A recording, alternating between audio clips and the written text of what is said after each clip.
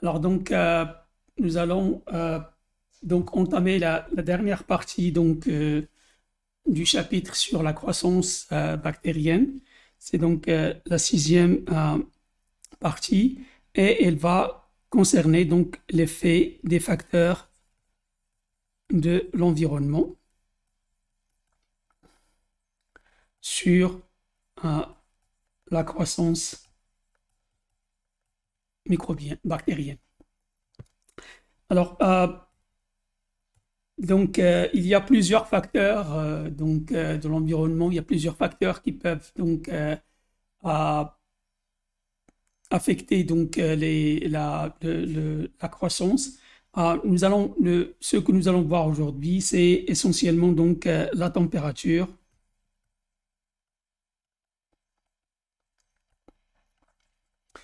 la pression osmotique, le pH et l'oxygène. Vous allez voir que il y a des choses qui se ressemblent, il y a des choses qui sont quand même différentes pour chaque facteur. Alors, si on commence tout d'abord avec la température.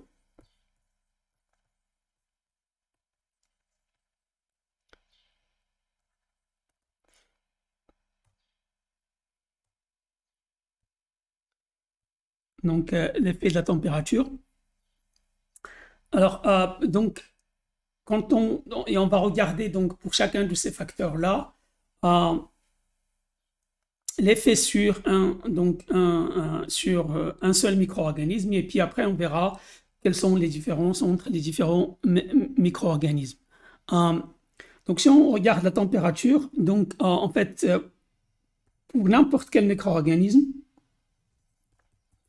pour n'importe quelle bactérie, l'effet de la température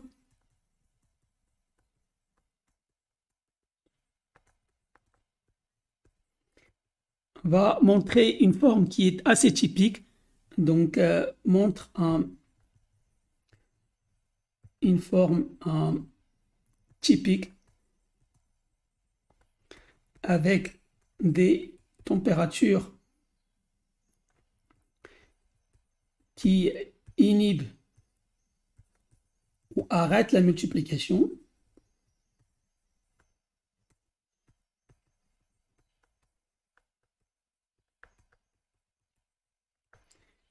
Et en général, il y a une température minimale et une température maximale. Même si je préfère en fait parler beaucoup plus d'intervalle minimum, d'intervalle maximum, en tout cas un maximum. Et entre ces deux, et un maximum et un minimum, entre les températures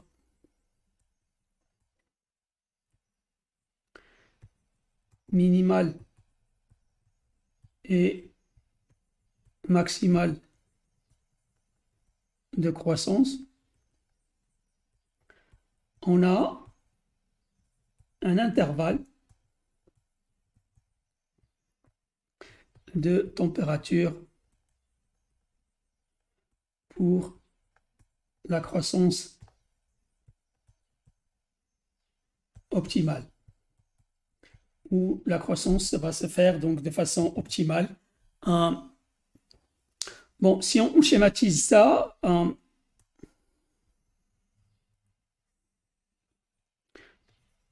donc ici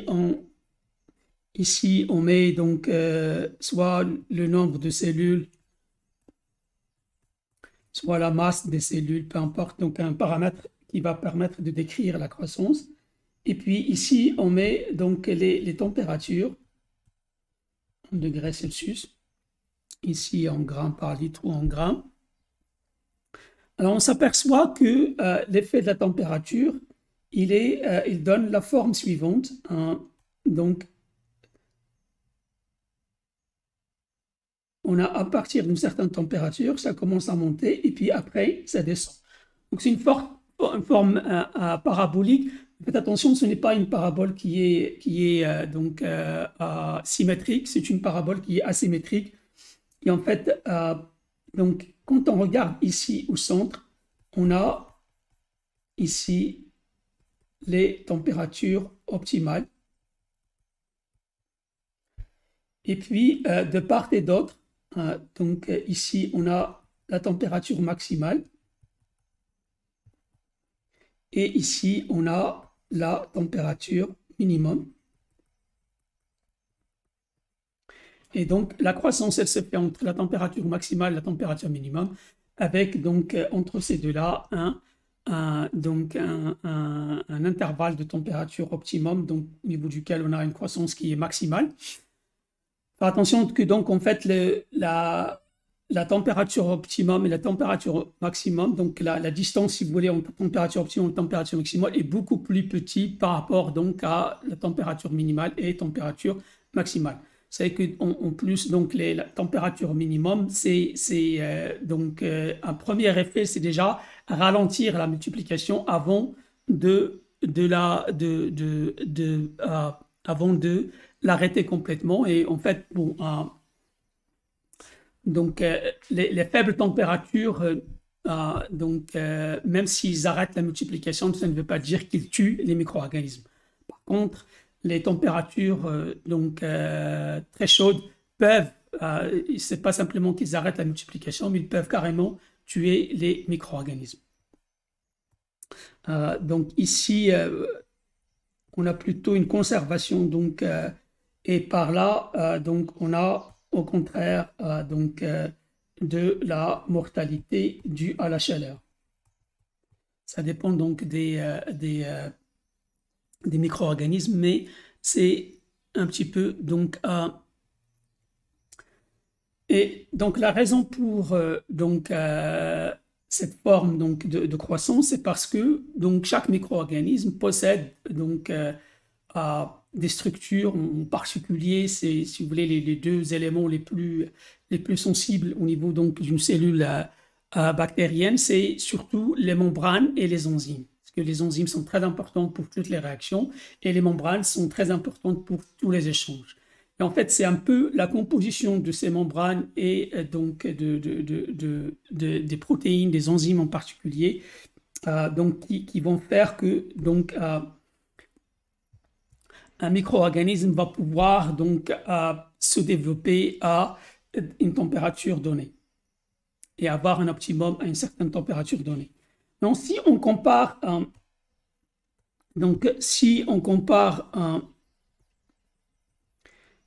plusieurs micro-organismes,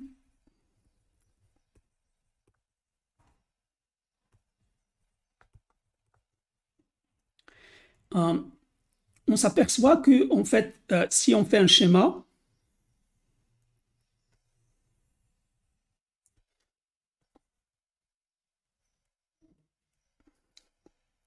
donc avec ici les températures en degrés Celsius, et là, encore une fois, donc, soit le nombre de cellules ou bien la masse, nombre ou bien masse des cellules.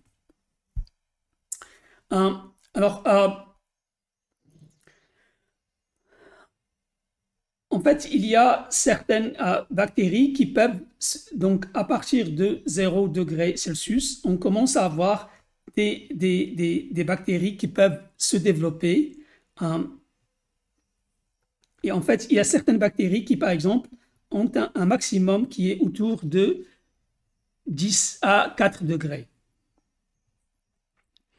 Donc, 4 degrés Celsius. Donc, leur optimum est autour de 4 degrés Celsius.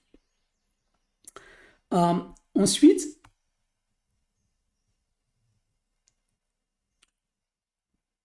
on a des bactéries qui donc vont avoir un optimum qui est plutôt autour de 35 degrés.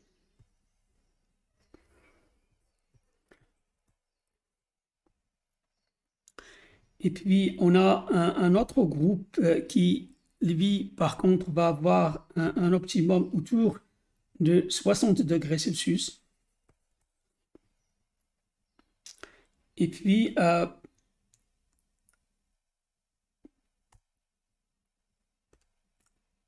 on a un autre groupe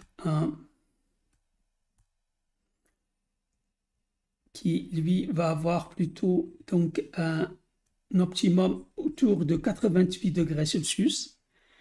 Et on peut même avoir certaines archéobactéries qui peuvent avoir un optimum qui est même supérieur à 100 degrés.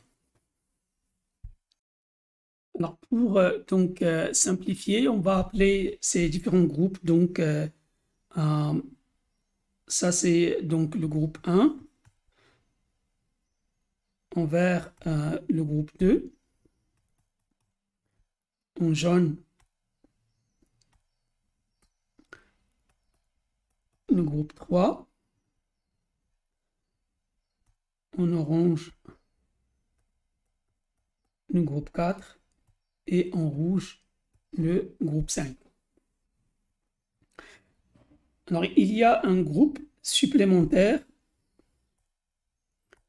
que vous risquez de voir des fois. C'est un groupe donc, qui se développe dans les températures très faibles. On va appeler ça le groupe 1, donc prime. Donc, la température optimale, elle est dans la zone de 35-39, mais ils peuvent se développer à des températures plus faibles. Alors, donc si on regarde le premier groupe, c'est ce qu'on appelle les bactéries psychrophiles.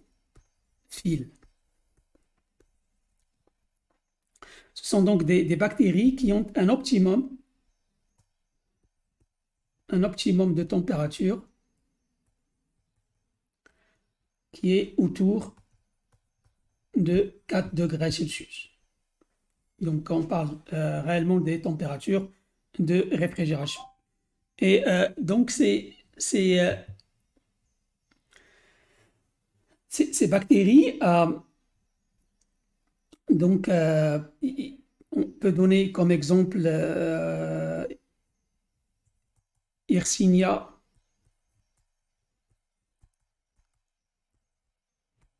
enterolithica. C'est une bactérie qui est donc pathogène, qui peut donner des diarrhées ou des troubles donc, digestifs et qui est capable donc, de se multiplier dans les réfrigérateurs. Donc, c'est une bactérie qui a été étudiée surtout donc, avec l'avènement donc, des réfrigérateurs. Alors, les bactéries psychrophiles, où est-ce qu'on les trouve? Donc, ce sont des bactéries donc, qu'on trouve dans les zones froides de la Terre, en particulier donc le pôle, les deux pôles nord et sud, avec donc l'Arctique et l'Antarctique. On trouve aussi dans les hauts sommets des montagnes, les hauts sommets enneigés des montagnes. Et on les trouvera donc essentiellement partout où il y a donc des températures donc, qui sont entre 0 et donc 10 degrés à peu près. Donc, c'est la température. Alors, le groupe que j'ai mis donc en bleu clair, qui est donc le groupe 1', c'est ce qu'on appelle les bactéries psychrotolérantes. Psychrotolérantes. Donc, à l'inverse des bactéries psychrophiles, leur optimum est autour donc de 35-39 degrés, donc 39 degrés Celsius. Donc, ce sont des bactéries et il y a pas mal de bactéries qui sont des psychotolérantes. Donc, ce n'est pas vraiment des bactéries. Par exemple, les Pseudomonas sont très bien connues comme des bactéries qui sont psychotolérantes. En fait, les Pseudomonas, en particulier Aeruginosa, qu'on trouve sur la viande, des fois, lorsque la viande devient bleu verdâtre dans le réfrigérateur. Très souvent, c'est Pseudomonas qui est une bactérie psychotolérante, même si en fait c'est une bactérie, son optimum il est beaucoup plus dans les 35-40 degrés Celsius. Alors deuxième groupe, c'est les bactéries que vous allez rencontrer le plus, c'est les bactéries mésophiles. Donc là, l'optimum de température, il est entre à peu près 30 à 40 degrés Celsius. Et donc, ce sont des bactéries qu'on trouve à des températures entre 20 et jusqu'à 40, même des fois jusqu'à 50 degrés. C'est en fait la majorité des environnements au niveau de la Terre. Donc, on les trouve dans la majorité des environnements terrestres. Parce que la majorité sont à des températures mésophiles, des températures qui sont aussi optimales pour nous, les humains. Et là, l'exemple peut-être le plus simple, c'est Escherichia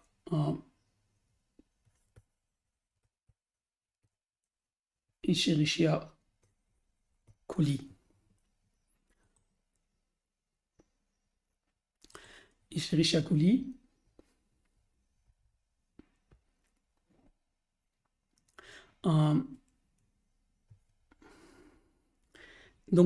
Les bactéries mésophiles. Alors, le troisième groupe que on a mis en jaune,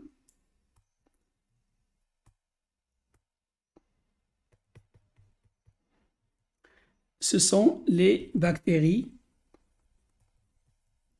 thermophiles.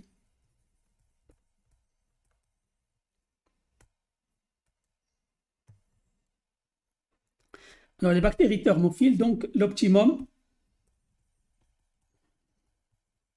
il est entre 40 à 70 degrés Celsius. Donc, on retrouve des températures jusqu'à 60-70 degrés Celsius. Et là, on trouvera des bactéries. Où est-ce qu'on trouve ce type d'environnement? Bon, on trouve des environnements qui sont à cette température-là. Ils ne sont pas très répandus, mais il y en a quelques-uns. Par exemple, au cours du compostage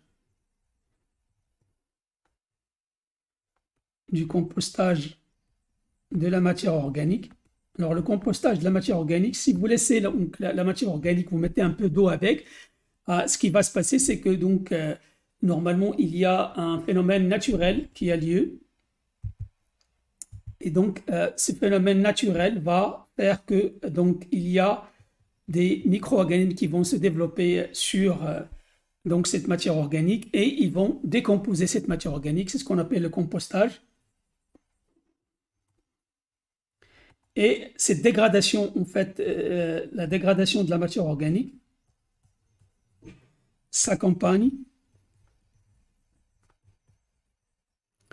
d'une augmentation de la température qui peut aller jusqu'à 70-80 degrés.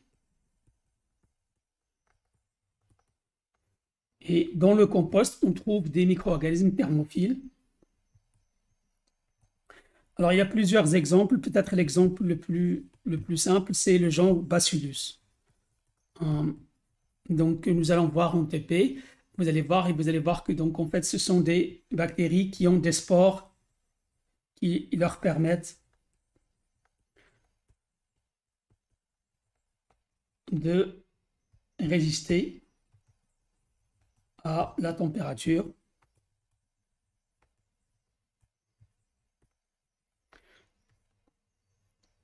Nous allons voir quelques autres exemples, surtout des bactéries pathogènes, en particulier donc le Clostridium botulinum, qui est lui aussi une bactérie qui résiste à des hautes températures. Donc le troisième groupe, le quatrième groupe que nous avons donc défini, c'est donc les bactéries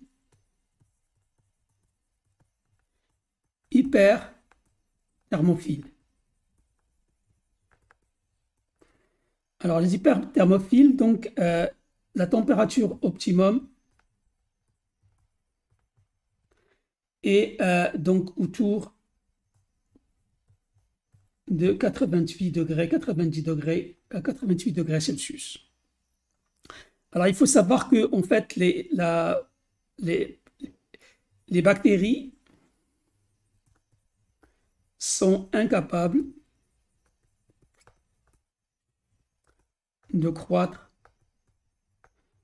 à des températures. En général, on considère que donc supérieures à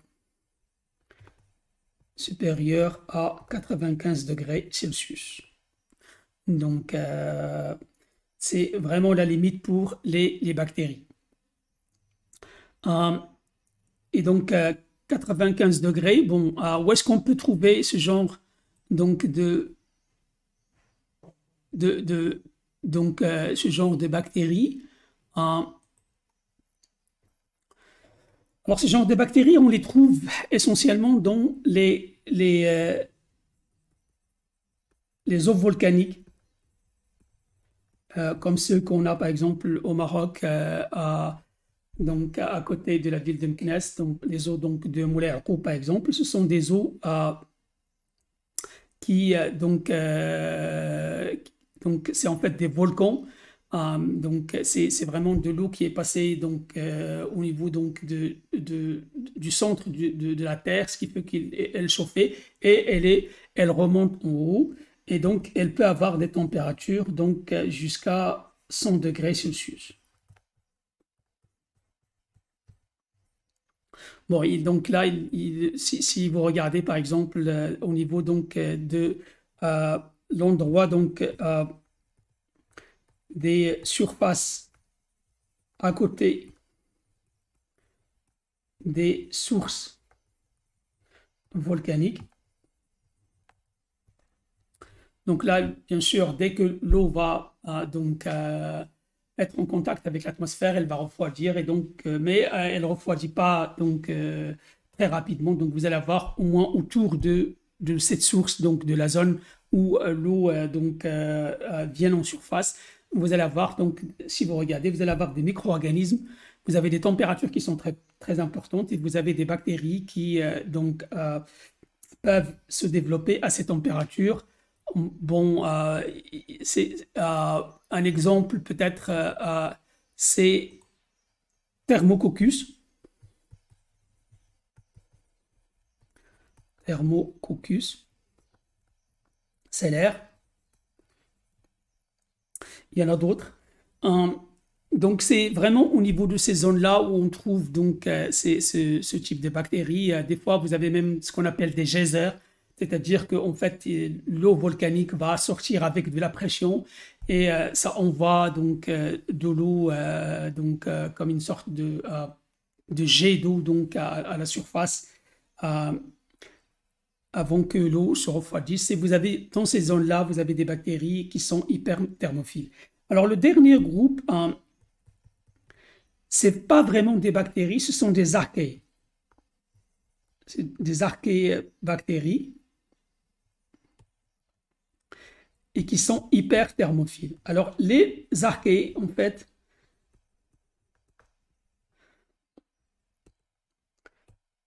eux, ils sont capables, donc la température optimum, elle peut même être supérieure à 100 degrés Celsius.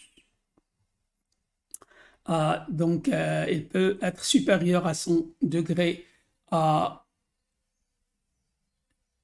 Celsius. Et on les trouve là aussi au niveau de ces sources volcaniques. Donc, c'est là où vraiment on les trouve. On les trouve donc dans ces sources volcaniques à la surface, mais aussi dans les océans. Donc, le fond des océans, il y a toujours donc des libérations volcaniques et donc ça refroidit assez rapidement. Mais donc, il y a quand même donc des matériaux qui viennent donc du centre de la Terre et qui, donc, on en a parlé un petit peu quand on a parlé des chimiolithographes, donc, qu'on trouve au fond des océans. Donc, les sources volcaniques, soit donc en surface de la Terre, soit au fond des océans.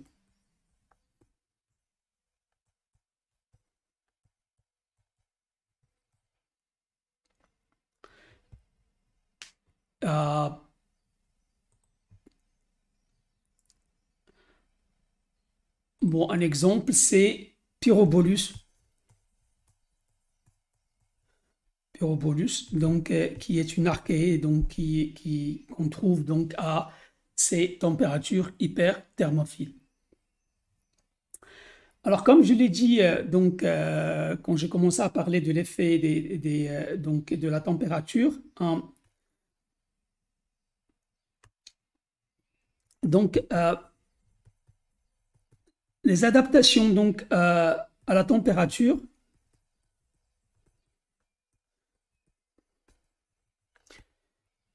et tout d'abord, on va voir le froid. Donc, comme on a dit en haut, donc, les deux parties, donc toute la cellule est sensible, mais les deux parties peut-être où on voit plus donc, l'effet donc, de la température, ce sont les membranes et les enzymes. Alors donc, quand on regarde les micro-organismes qui se développent donc, dans des zones qui sont donc, très froides, on s'aperçoit que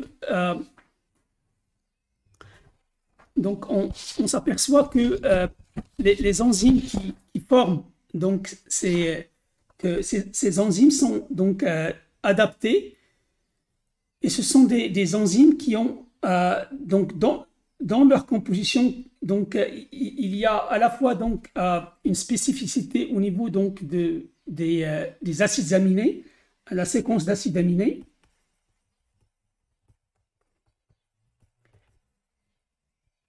Alors, la séquence d'acides aminés, il est dominé par les acides aminés polaires. Donc, il y a très peu d'acides aminés donc, hydrophobes. Donc, on trouve, quand on parle de polaires, c'est donc essentiellement les acides aminés sur lesquels il y a des acides ou il y a des bases. Donc, ce sont donc, ils portent potentiellement des charges. En plus donc de la séquence d'acides aminés, on trouve aussi beaucoup plus donc l'arrangement, la structure donc secondaire, c'est plutôt une hélice, donc une dominance de l'hélice alpha, donc une dominance de l'hélice alpha,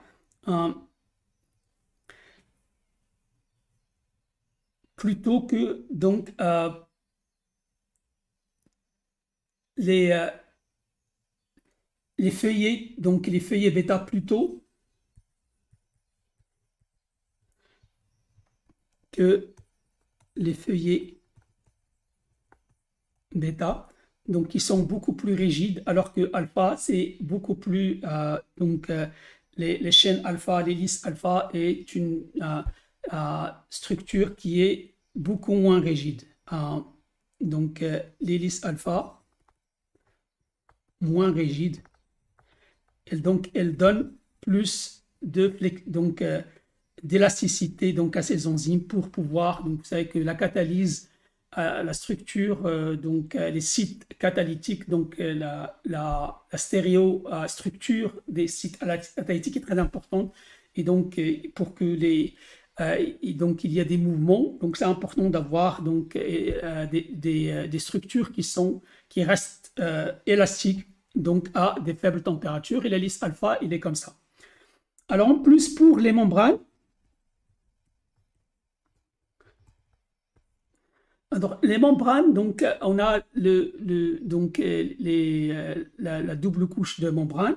Et donc cette double couche, en fait, elle est, donc quand on regarde les lipides qui sont présents dans ces membranes cytoplasmiques, les lipides qui sont présents, ce sont des lipides insaturés,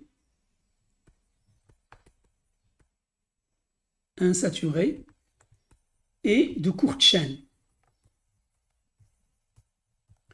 Alors, si vous avez fait un peu de chimie, donc les acides aminés qui sont insaturés et les acides aminés de courte chaîne, ce sont des acides aminés qui sont beaucoup. Si vous comparez par exemple, l'exemple peut-être que je peux vous donner, c'est les huiles et les graisses. Si vous comparez donc les huiles par exemple comme l'huile d'olive et à la graisse, donc si on compare donc à une température de 10 degrés Celsius par exemple, l'huile d'olive elle est liquide, alors que la graisse elle est solide. Donc, en fait, le fait d'avoir des chaînes qui sont insaturées, et plus c'est insaturé, plus, en fait, il reste fluide à des températures très faibles. Plus c'est donc saturé, parce que là, c'est des lipides saturés. Là, il y a présence d'insaturés. Et la même chose, on l'observe pour les courtes chaînes. Les courtes chaînes sont fluides à des températures très faibles par rapport aux chaînes, donc aux acides aminés, aux acides gras, pardon, les chaînes longues d'acides gras.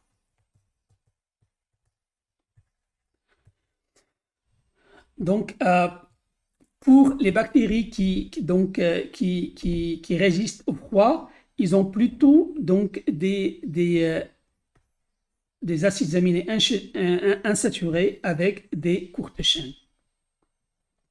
Et on va trouver l'inverse lorsqu'on va commencer, même à l'extrême.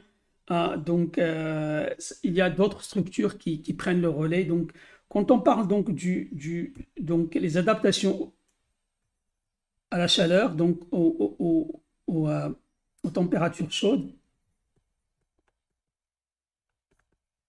température donc élevée.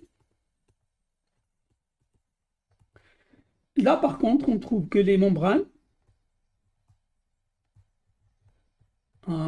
sont formées essentiellement donc une dominance des acides gras saturés et de longues chaînes.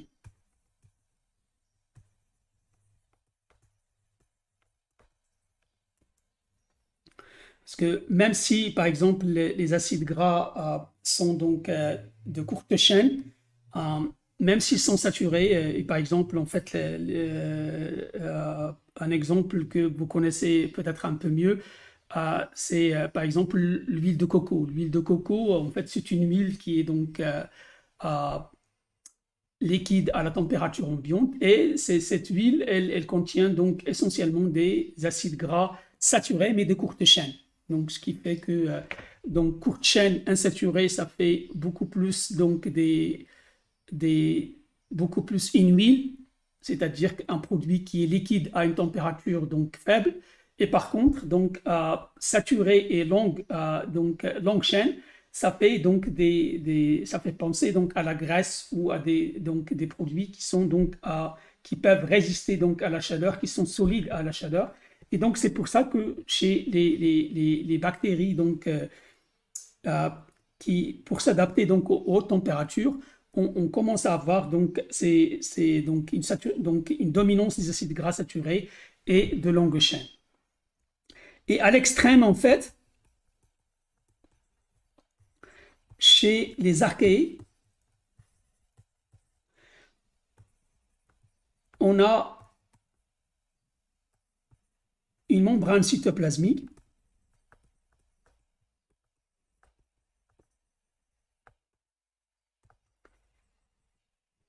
qui est formée d'hydrocarbures. Donc ce n'est même plus carrément des lipides, mais c'est quelque chose qui est très rigide. Donc c'est des structures donc, qui sont c'est des chaînes donc, de carbone donc, qui forment donc cette membrane. Alors pour les enzymes, là on trouve l'inverse. Donc la séquence, il est dominé par les acides aminés hydrophobes, pardon, donc des acides aminés hydrophobes, et on a plutôt donc les feuillets bêta plutôt, donc plutôt que les hélices alpha. Parce que donc on a besoin de plus de rigidité parce que la chaleur donc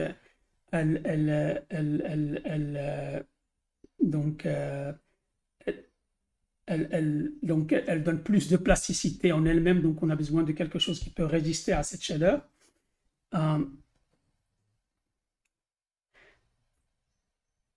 Et pour en fait les deux cas, donc je ne l'ai pas mentionné, mais pour les deux cas donc du froid, aussi bien pour le froid que pour le chaud,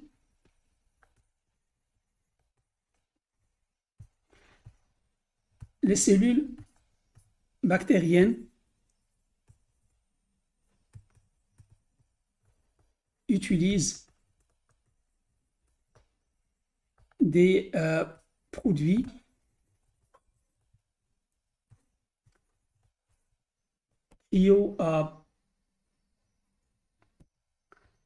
protecteurs, donc cryoprotecteurs ou chaleur protecteurs, donc, et ce sont très souvent donc des produits,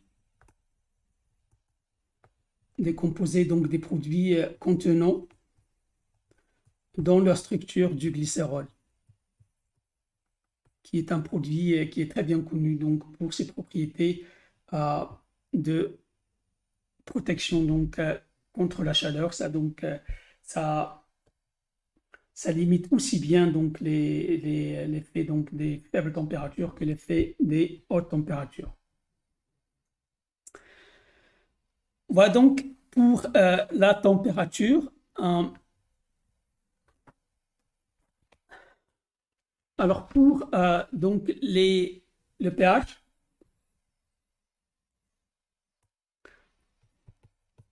donc effet du pH.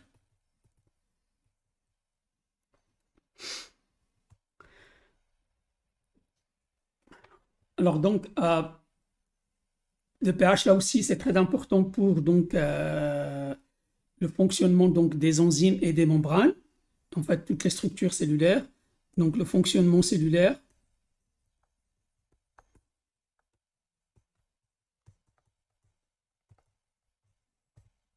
dépend donc du pH. en particulier donc, les membranes et les enzymes. Mais en fait, toutes les réactions chimiques, donc les réactions chimiques qui ont lieu dans la cellule, donc le pH va affecter, donc va influencer ces réactions. Et donc si on trace donc une ligne donc pour le pH, donc ici au centre le pH 7, et donc plus bas on a les acidophiles et plus haut on a donc ici les acidophiles. De ce côté-là, on a les basophiles ou bien les alcaliphiles. Et au centre, donc, on a les neutrophiles.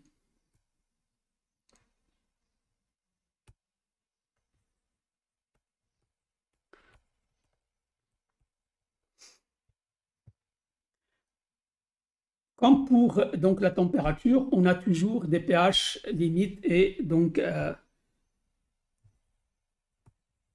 comme pour la température, on a des pH limites, donc maximal et minimal.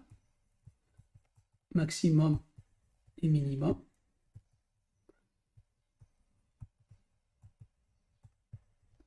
Maximum et minimum.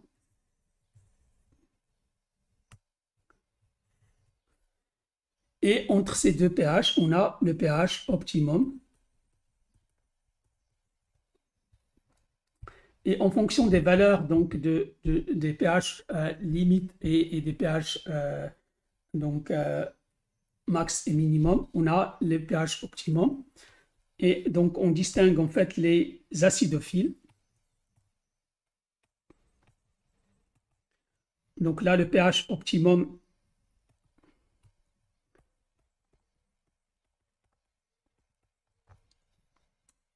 se situe à un pH acide, inférieur donc à 7. Un exemple, c'est les bactéries de yaourt.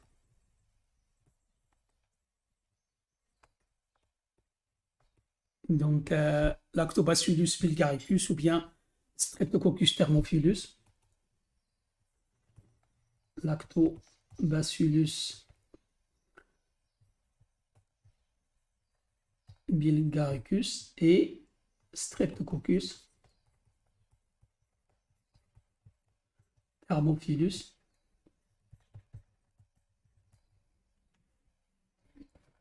C'est que donc le yaourt il a un pH à peu près autour de 4,5. Mais on trouve aussi donc des levures, qui ont la majorité des levures et des moisissures, ils ont des pH optimum acides. Alors donc les neutrophiles,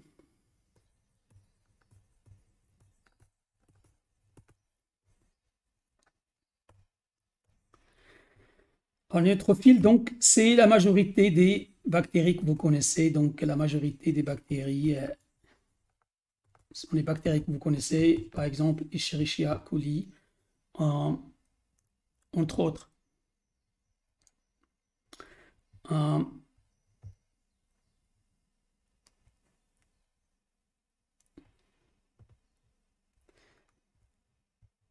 Alors, pour les basophiles,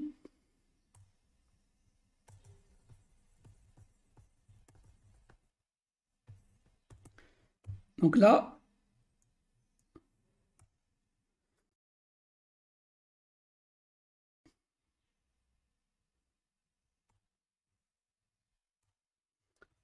le pH optimum est supérieur à 7. Et peut-être l'exemple le plus simple, c'est une bactérie qui est intéressante, c'est Spirulina. Alors Spirulina, donc les spirulines, c'est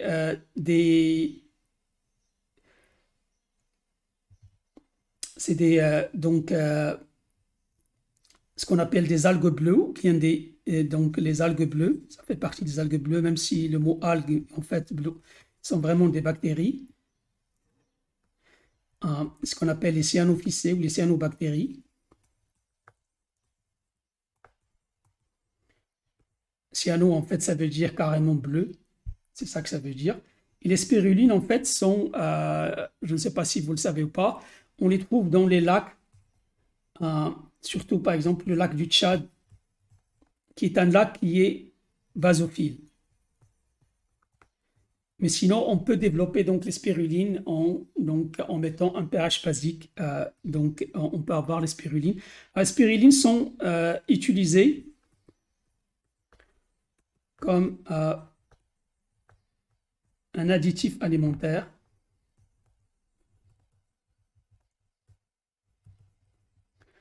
Parce qu'ils sont très riches en protéines.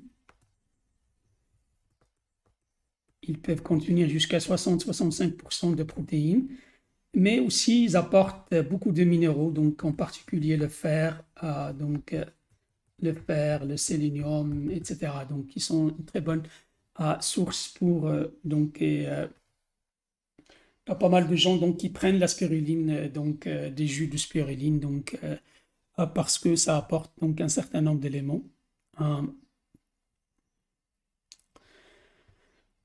Ce qu'il faut savoir, c'est que en gros, en fait, pour toutes les bactéries,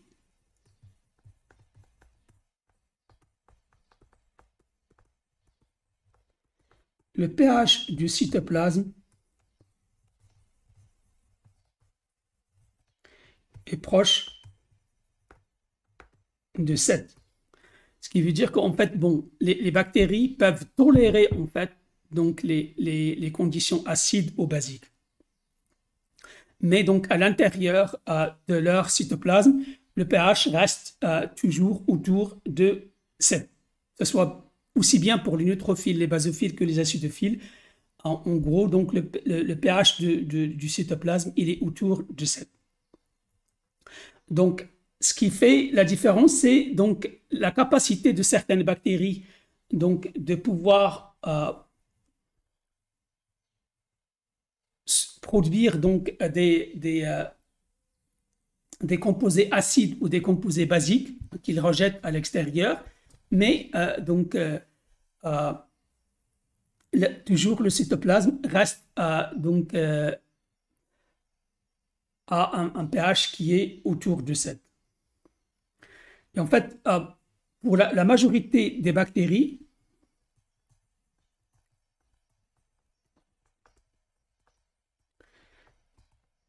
elles rejettent des composés qui peuvent changer le pH.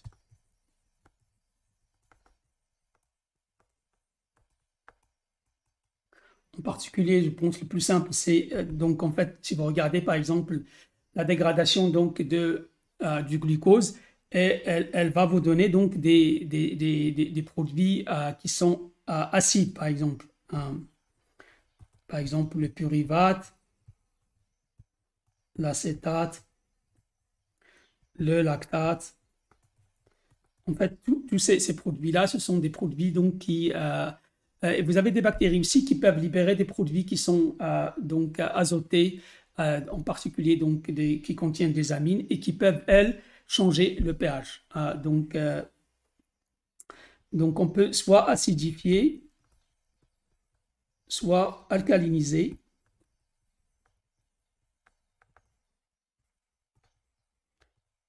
Le milieu à la suite donc de la croissance. C'est pour ça que c'est important donc quand on fait des cultures, quand on fait la culture des bactéries,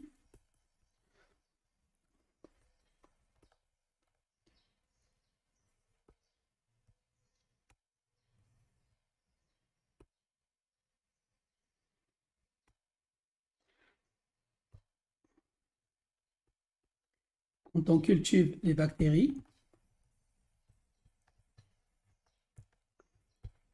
on utilise des solutions tampons, des produits tampons. Alors, vous avez vu ça en première année donc, en biochimie. Donc, un produit tampon, c'est un produit essentiellement qui va... c'est un produit auquel il faut rajouter beaucoup d'acide ou beaucoup de base pour changer le pH. C'est en fait un produit qui permet donc de réagir avec les produits acides ou les produits basiques qui sont développés sans qu'il y ait, donc en maintenant le pH, il ne change pas beaucoup, donc pas, pour ne pas dire constant, mais donc ils amortissent un peu les changements de pH. Alors il y en a plusieurs, je ne vais pas donc, on va pas faire un cours sur les tampons, mais un exemple, ce sont les tampons phosphate. Tampons phosphate qu'on utilise beaucoup donc pour les bactéries, et en particulier parce que donc c'est assez adapté donc au niveau pH. Donc très souvent vous avez donc pour un mélange donc de K2 HPO4 de KH2PO4 et de PO4 3 fois moins. Donc, ces produits-là donc, vont vous permettre très souvent, donc rien qu'en mélangeant ces deux-là ou en mélangeant donc deux, il y a un équilibre qui est donc selon le pH que vous voulez. Donc, il y a donc les différentes formes de l'acide phosphorique qui vont apparaître. Donc, le monophosphate, le biphosphate et les phosphates. Voilà donc pour le pH. Alors, pour la pression osmotique,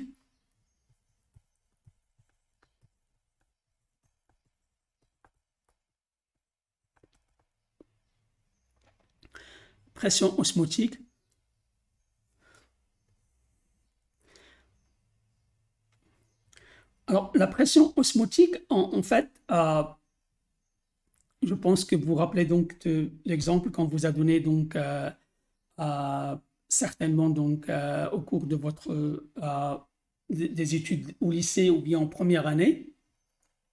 On a donc une membrane semi-perméable et on met des solutions qui ont des concentrations donc de solutés qui sont différentes, des solutés qui sont différents. Et donc la pression osmotique, c'est essentiellement une force donc qui retient l'eau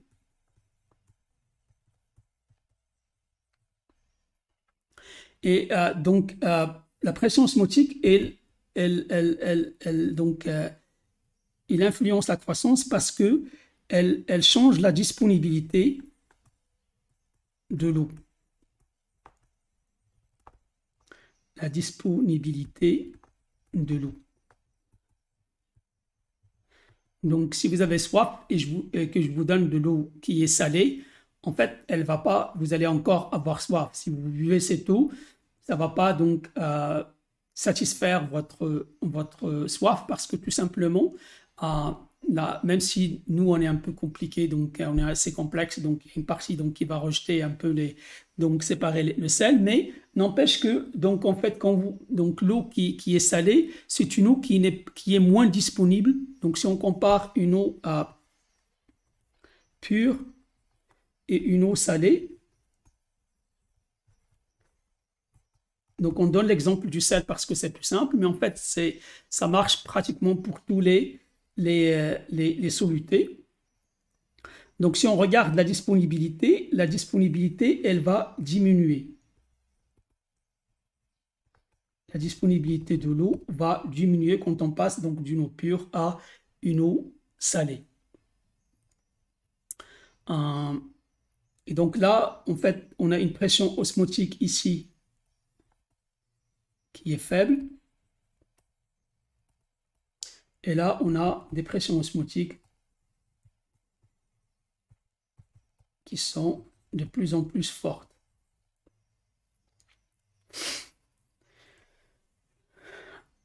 Et donc, je pense que ça, c'est quelque chose aussi que vous avez vu, pas essentiellement pour les bactéries, mais vous les avez vu en première année. Donc, vous avez vu la turgescence donc,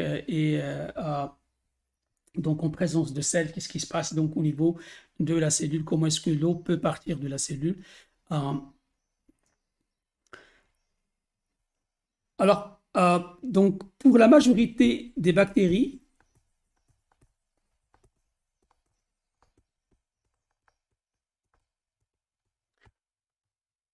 se développent à des pressions osmotiques faibles.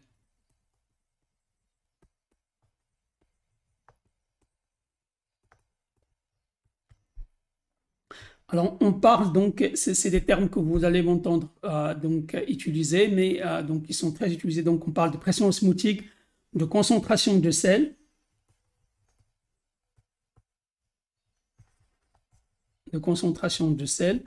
et d'activité d'eau.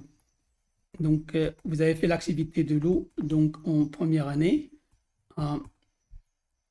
Donc, tout ça, ça exprime plus ou moins la même chose. Les unités ne sont pas les mêmes. Donc, je vous rappelle que pour l'activité de l'eau, c'est entre 1 et 0.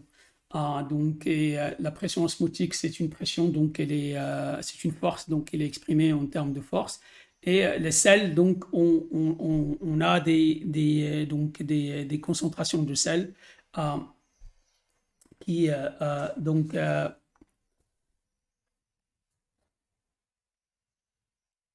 qui varient donc de 0 donc à des plus fortes concentrations. Bon, généralement, des maximums donc de 25 donc de sel, ce qui est énorme.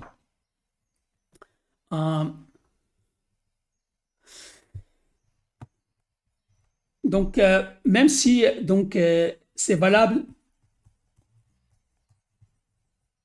pour plusieurs solutés, donc tous les solutés en fait, ils exercent de la pression osmotique, mais on va beaucoup utiliser NaCl parce que c'est plus simple, donc c'est le produit peut-être qui est le plus facile à comprendre au niveau de la pression osmotique. Euh, donc, juste pour vous donner une idée donc un peu des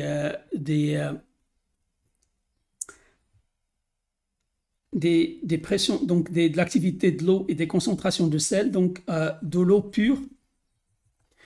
Donc, quand on regarde la concentration de NaCl, c'est pratiquement 0.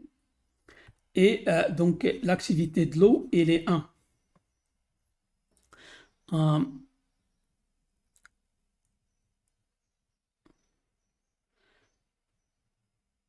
Si on regarde l'eau de mer, par exemple, donc on a 3 à 3,5%, donc en pourcentage. Et l'activité de l'eau là, elle est 0,98.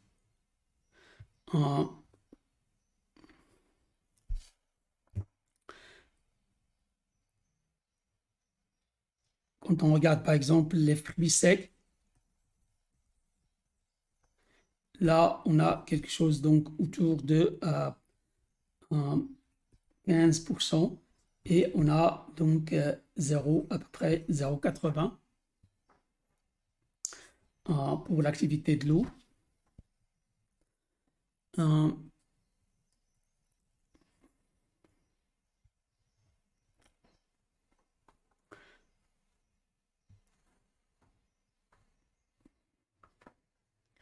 Même chose aussi, plus ou moins pour le miel, on retrouve donc des, des choses qui sont donc semblables. Pour donc au niveau du sel, on distingue donc un certain nombre, comme pour la température et le pH, on distingue un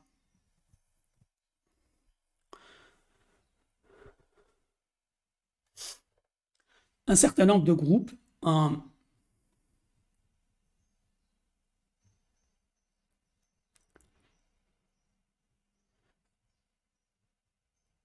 On distingue donc un certain nombre de groupes. On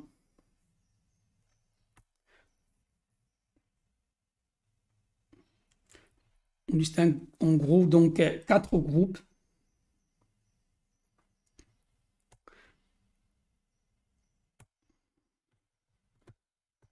On distingue donc 4 groupes.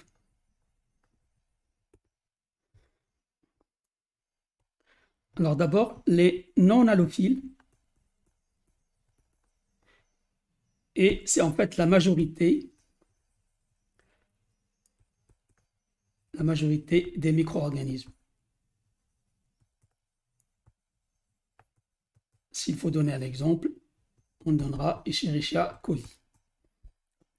Donc là, ça se développe donc à 0% donc de NaCl jusqu'à 1% donc jusqu'à 0,1%, donc peut-être un peu jusqu'à 0,2, 0,1 donc, donc de NaCl. Et puis, juste après, on a les allotolérants. Alors, les allotolérants, donc, ils se développent bien. Donc, en fait, ils ont donc un optimum pour les pressions osmotiques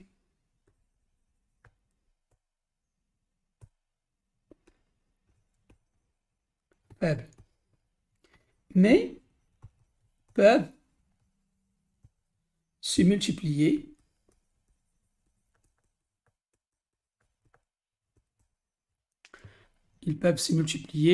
jusqu'à 10%, donc jusqu'à une pression, donc jusqu'à peu près 10% de NaCl. Et là, c'est un exemple que vous connaissez assez bien. C'est un exemple que vous avez vu en TP. Ce sont les Staphylococcus qu'on a isolés sur le milieu de Chapman, qui est un milieu donc, qui contient à peu près 7,5%, donc 75 grammes par litre de NaCl. Donc voilà pour les allotolérants. Alors après, on rentre dans les allophiles. Les allophiles. Alors les allophiles, ils ont un optimum donc dans la zone. Donc ce sont ils se développent entre 0 et 12% avec un optimum autour de 8%. Donc ils se développent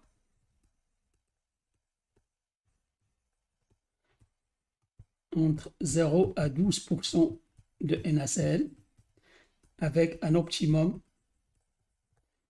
autour de 8%.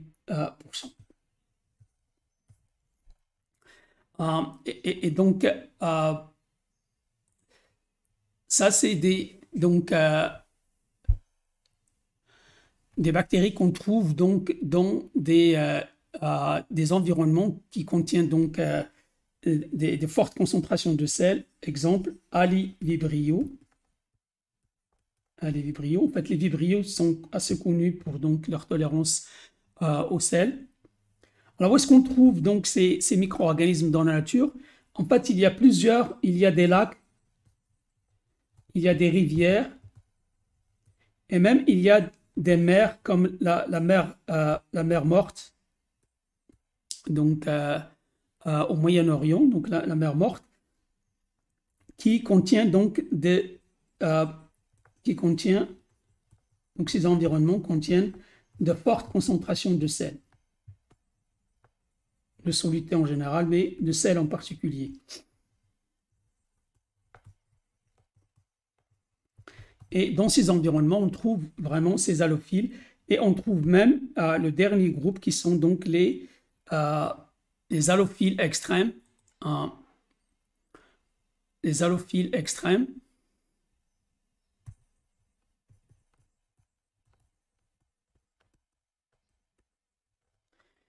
qui, eux, donc, sont pratiquement capables donc, de se multiplier à partir donc, de 10 jusqu'à 25%. Donc, de 10 à 25% de NaCl. Donc, on parle de 100 à 250 grammes de NaCl dans le milieu, avec donc des optimums autour de 20. Donc, 20% NaCl. Et là, donc, l'exemple, là aussi, donc, c'est des choses, c'est des concentrations qu'on trouve donc dans des environnements donc, qui contiennent donc, des lacs salés ou bien des mers salées comme la mer Morte. Donc, Halobacterium. Donc, comme son nom l'indique, c'est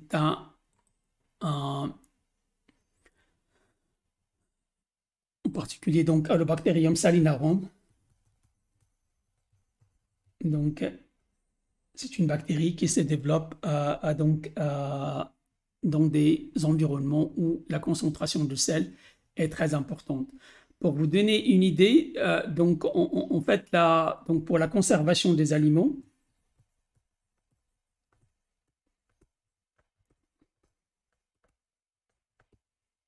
généralement, on utilise de 10 jusqu'à 15%.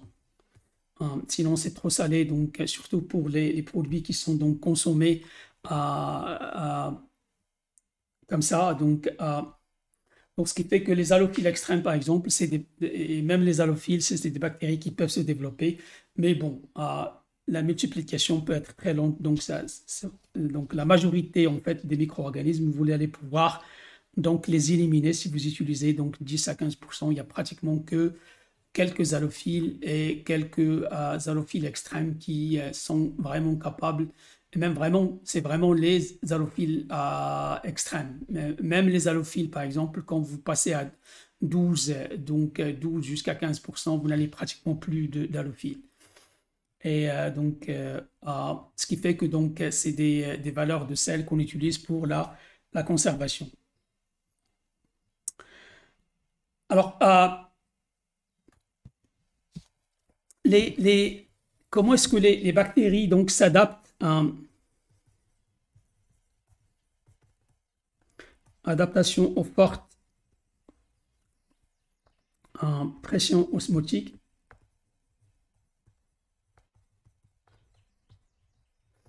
Alors, il y en a plusieurs, peut-être celle qui est peut-être qui est la plus étudiée, c'est la production de composés intracellulaires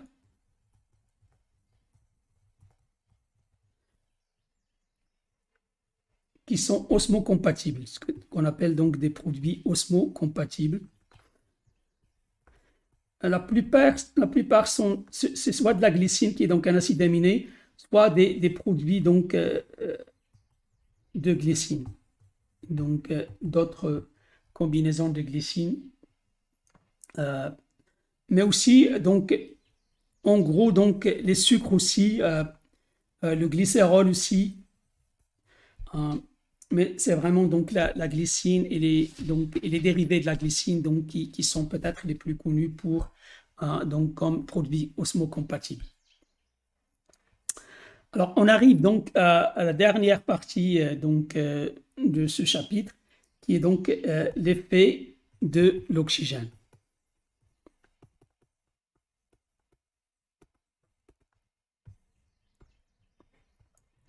Alors, effet de l'oxygène. Et là, en fait, pour l'oxygène, c'est assez particulier. Donc, vous le savez plus ou moins. Donc, pour étudier l'effet de l'oxygène, en fait, on utilise des tubes qui sont très fins et très longs.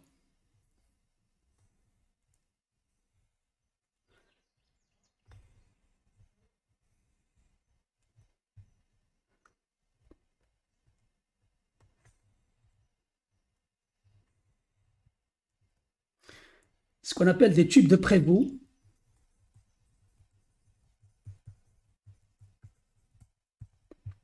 C'est des tubes donc, qui ont un diamètre aux alentours de donc 0,5 cm et qui ont une longueur donc de 20 cm. et on met donc du milieu de culture là-dedans.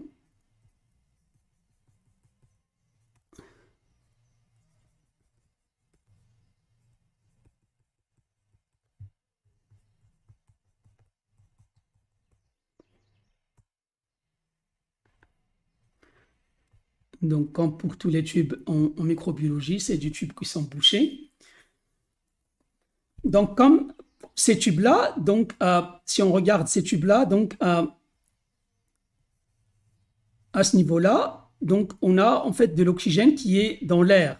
Donc, c'est de l'oxygène qui est donc, parce que donc, le tube est donc cette partie-là, il va y avoir de l'oxygène. Donc, en fait, dans la partie supérieure du milieu ici, c'est là où il y aura de l'oxygène. Et plus on va en bas, il y a moins d'oxygène. Donc,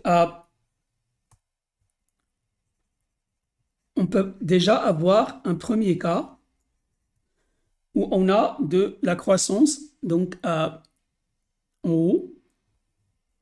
Donc, c'est une croissance qui a lieu à côté donc, donc, de la partie où il y a de l'oxygène. Donc, c'est des aérobies strictes.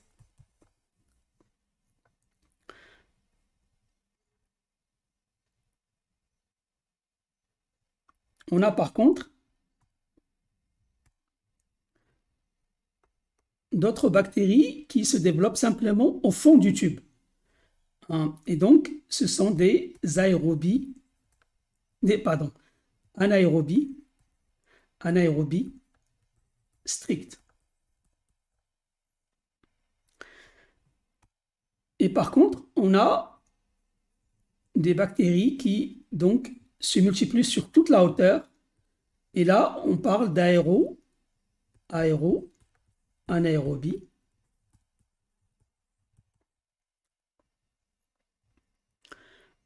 anaérobie ou bien d'aérobie facultatif ou d'anaérobie facultatif. Et il y a un dernier cas,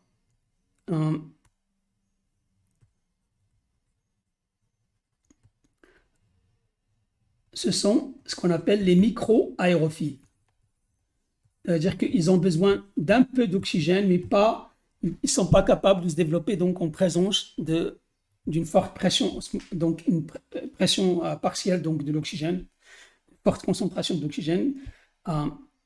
En fait, les bactéries du lait, par exemple, ce sont donc les bactéries lactiques, ce sont des micro-aérophiles. Alors, les aérobies strictes,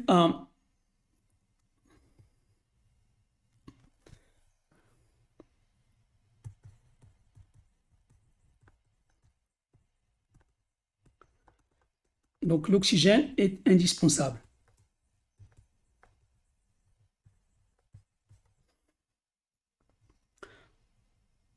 Donc là, on a de la respiration. Donc, si on reprend un peu ce qu'on avait dit donc, au niveau du métabolisme donc, et de l'intuition, on a une respiration donc aérobie.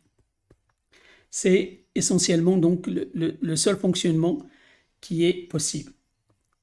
Alors pour les anaérobies strictes, alors l'oxygène ici est toxique. Ça veut dire qu'en fait, en présence d'oxygène, alors c'est important de comprendre ça. C'est pas simplement qu'il ne se développe pas en présence d'oxygène, mais l'oxygène est toxique. En présence d'oxygène, il ne se multiplie pas. On reviendra un peu en bas là-dessus, donc pour la toxicité de l'oxygène, mais il faut donc, ce n'est pas qu'il ne se développe pas quand il y a de l'oxygène. Pour eux, l'oxygène est toxique. Donc, il ne se développe pas du tout en présence d'oxygène. On va donc revenir à ça un peu plus bas, pour cette notion donc de toxicité de l'oxygène. Alors, pour les anaérobies,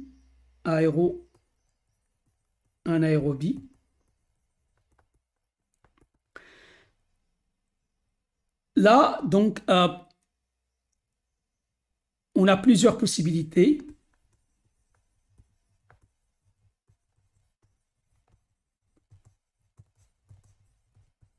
Donc, c'est soit de la fermentation, qui, elle, est complètement indépendante donc, de l'oxygène, soit qu'ils peuvent faire de la respiration aérobie,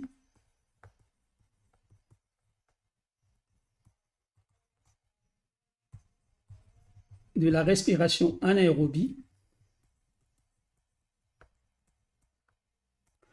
ou plusieurs combinaisons. Donc, en tout cas, donc, ils peuvent simplement de la fermentation, qui est complètement indépendante, mais ils peuvent aussi faire donc de la respiration aérobie quand il y a d'oxygène. Quand il n'y a pas d'oxygène, ils peuvent aussi faire de la respiration anaérobie s'ils trouvent donc l'accepteur d'électrons nécessaire pour avoir ce genre de respiration. Donc, je vous rappelle donc la respiration en nitrate, par exemple, la respiration sulfate, etc. Donc, on a vu ça dans la première partie donc, sur le métabolisme et la nutrition. Alors, dernier groupe, ce sont les microaérophiles. Donc, en fait, ils ont besoin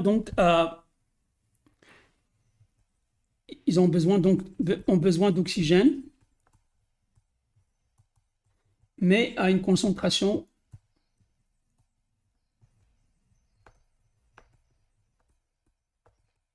très faible. Si donc il y a une pression partielle de l'oxygène qui est importante, donc la respiration est bloquée. Donc ils ont besoin donc de et donc je vous avais dit donc comme exemple, ce sont les bactéries du lait. Alors on va parler maintenant les aérobies strictes. Donc il y a plusieurs exemples. Je peux donner comme exemple le Pseudomonas par exemple, qui est donc un aérobie strict bien connu. Les aéroanaérobies par exemple, Escherichia coli. Les anaérobies strictes par exemple, Clostridium.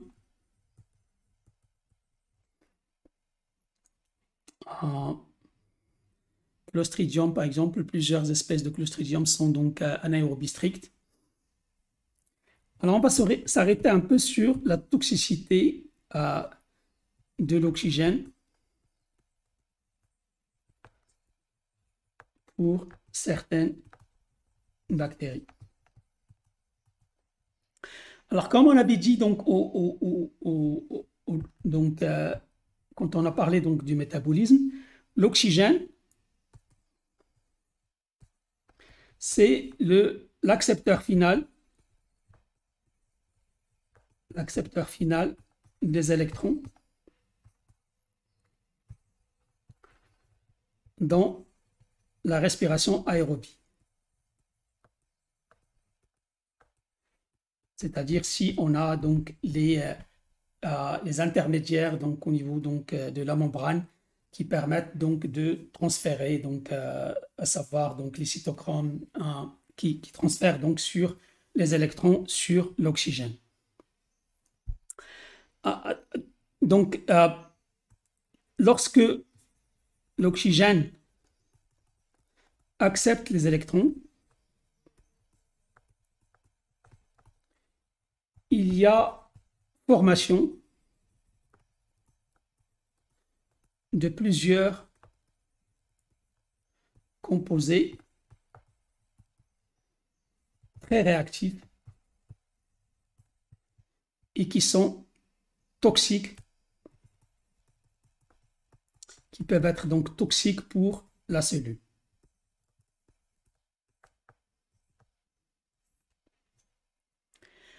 Et en particulier, donc, c'est le peroxyde,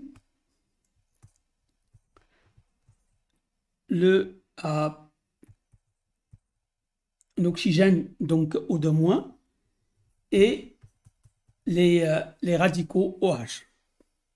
Donc le superoxyde et le radical OH. Et donc ces trois produits sont très toxiques. Donc en fait, les bactéries qui sont les bactéries qui sont aérobies possèdent des systèmes de détoxification des produits du métabolisme de l'oxygène. C'est-à-dire, donc, ce qu'on a donné tout à l'heure, de l'oxygène. Donc, les systèmes de détoxification.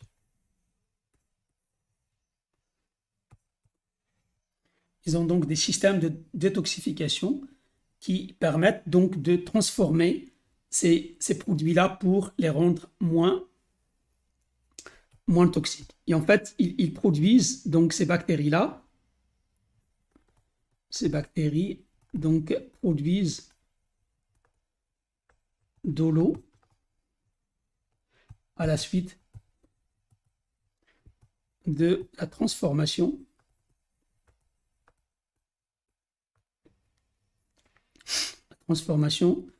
des composés toxiques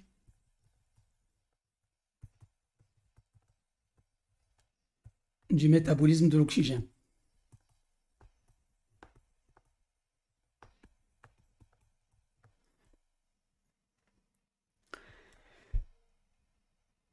Et ils font ça, donc ceci est réalisé par plusieurs enzymes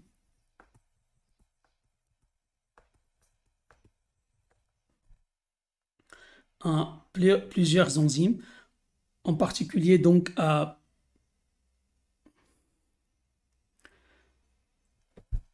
donc la superoxyde dismutase.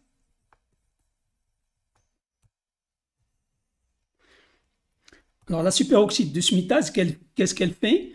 Elle va prendre donc le superoxyde qui est donc O2-. Elle prendra donc 2 superoxydes plus 2 protons et elle va donner à partir de ça le peroxyde plus de l'oxygène. Donc de l'oxygène gazeux.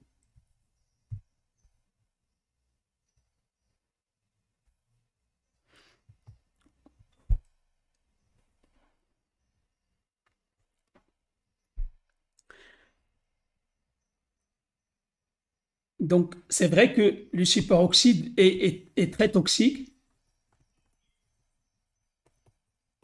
mais le peroxyde lui aussi, il est toxique. Donc on a besoin d'autres enzymes donc, qui peuvent faire ça. Donc bon, on a donc une autre enzyme qui fait à peu près la même réaction, c'est la superoxyde réductase.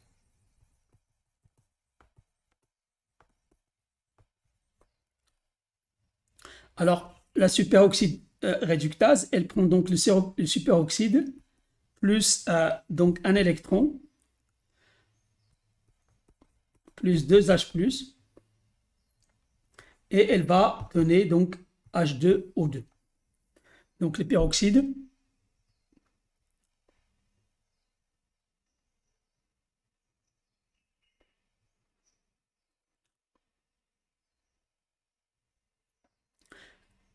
donc le peroxyde et puis donc toujours est-il que donc ce peroxyde qui reste, il est toxique. Donc on a besoin d'autres enzymes. Donc on a besoin d'autres enzymes pour donc il y a 2 autres enzymes qui peuvent donc transformer le peroxyde, à savoir donc la peroxydase. Alors la peroxydase, elle va prendre donc le peroxyde plus NADH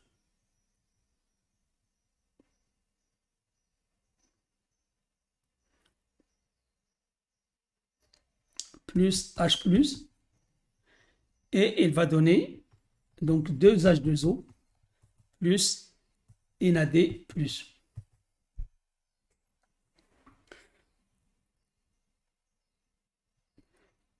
Il y a aussi la catalase. Donc ça c'est, vous l'avez vu en TP, donc avec de l'eau oxygénée, donc du peroxyde, plus du peroxyde, et donc elle va donner 2H2O plus de l'oxygène. En fait, donc il y a des bulles qui vont se former d'ailleurs, donc c'est la réaction de la catalase, et la catalase c'est une enzyme qui est très importante chez un certain nombre de micro-organismes. Donc, en fait, le système de détoxification, donc, il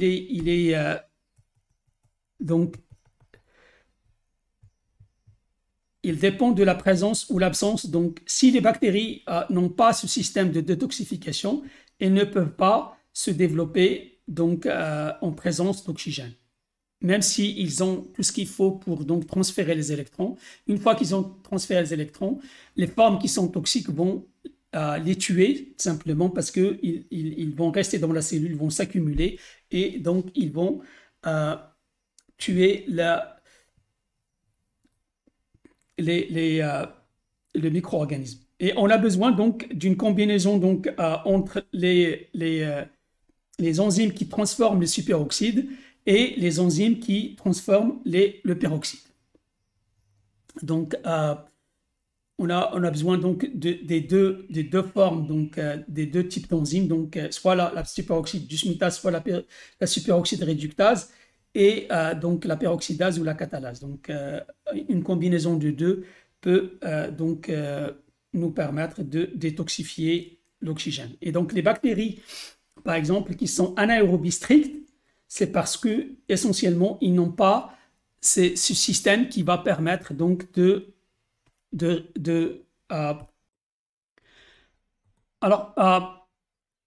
donc pour cultiver les micro-organismes, donc en fonction, surtout les micro-organismes donc, qui sont anaérobies stricts,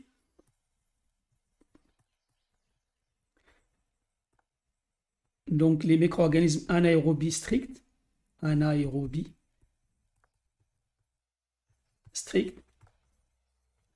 c'est-à-dire que l'oxygène est toxique pour eux, pour elles.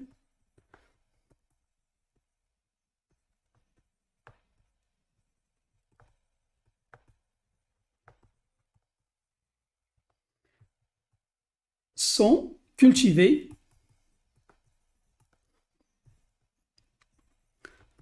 dans des systèmes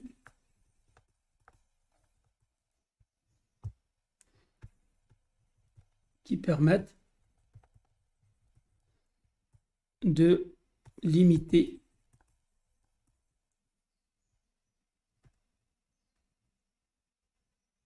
la présence de l'oxygène.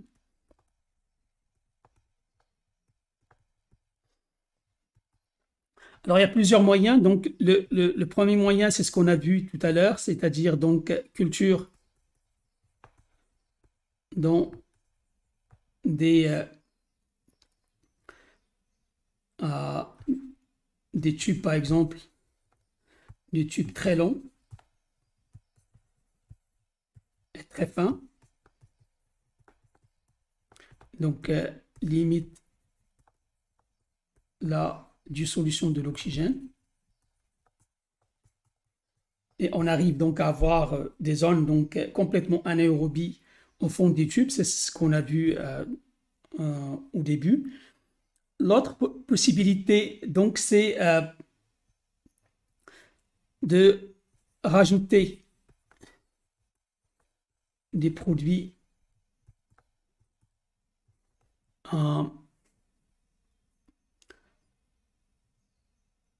donc des produits qui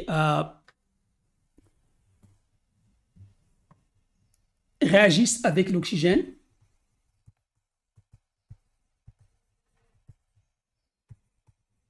Ce qui fait que l'oxygène n'est pas disponible. On appelle ça des scavengeurs d'oxygène.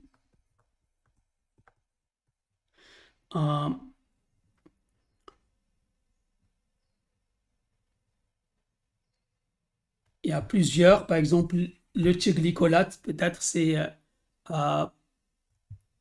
celui qui est le plus utilisé, thioglycolate, qui réagit donc avec l'oxygène et qui fait que donc lorsque vous le rajoutez dans le milieu, dans ce milieu-là, il va y avoir donc tout l'oxygène qui est disponible et pris et réagit avec le thioglycolate. La troisième possibilité, c'est de mettre les cultures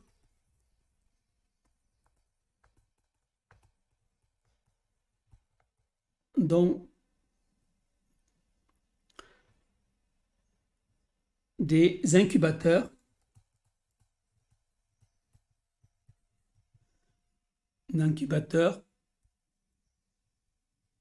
où donc l'atmosphère est saturée par un autre gaz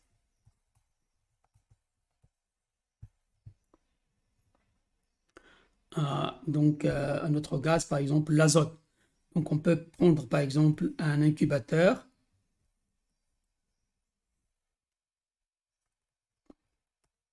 et donc on peut donc avec une pompe enlever l'oxygène et puis avec une autre pompe par exemple mettre de l'azote et on peut mettre nos boîtes par exemple ici, nos tubes. Donc en fait ici il y a 0 oxygène. Donc, c'est des incubateurs. Il y a des incubateurs à azote, il y a des incubateurs à CO2. Donc, il y a l'idée, donc, c'est de pouvoir faire essentiellement donc, que l'atmosphère soit donc saturée par un autre gaz autre que l'oxygène.